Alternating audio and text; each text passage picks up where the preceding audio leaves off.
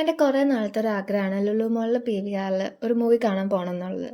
So അതിൻ്റെ ഒരു ചെറിയ get ready with me and കുറച്ച് ഷോ ഓഫ്. എപ്പോൾ എവിടെ പോകാൻ ഇറങ്ങിയാലും ലേറ്റായിട്ടേ എത്താറുള്ളൂ. അതുകൊണ്ടും പിന്നെ എക്സൈറ്റ്മെൻ്റ് ഉള്ളത് കൊണ്ടാണോ എന്ന് അറിയില്ല, 1:20 ഷോയ്ക്ക് ഒരു 11 മണി തൊട്ടേ ഞാൻ റെഡിയാകാൻ തുടങ്ങിയായിരുന്നു. നേരത്തെ റെഡിയാകാൻ തുടങ്ങിയെന്ന് പറഞ്ഞാലും വീഡിയോസൊക്കെ എടുത്ത് വരുമ്പോൾ ടൈം പോകുന്നതേ അറിയുന്നുണ്ടാവില്ല. അങ്ങനെ ഞാൻ സുന്ദരക്കുട്ടപ്പിയായ കുറച്ച് വീഡിയോസൊക്കെ എടുത്ത് ഊബർ ഓട്ടോ വിളിച്ച് ലുലു മോളിലേക്ക് പോയി. അത് പിന്നെ എപ്പം മുടി എങ്ങനെ ഭംഗിയിൽ കെട്ടിവെച്ച് കാറ്റ് അതിന് സമ്മതിക്കത്തില്ലല്ലോ. എന്തായാലും കാറ്റ് അതിന് ഇഷ്ടമുള്ളതുപോലെ എൻ്റെ മുടി സ്റ്റൈൽ ചെയ്ത് തന്നിട്ടുണ്ട്. Finally I reach Lulu mall.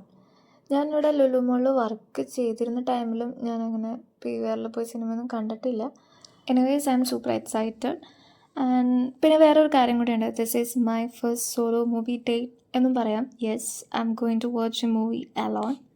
And about movie and PVR, when I go to PVR in Obron, I thought PVR is a different vibe, but avade I didn't feel much of it. But here in Lulu, I felt it.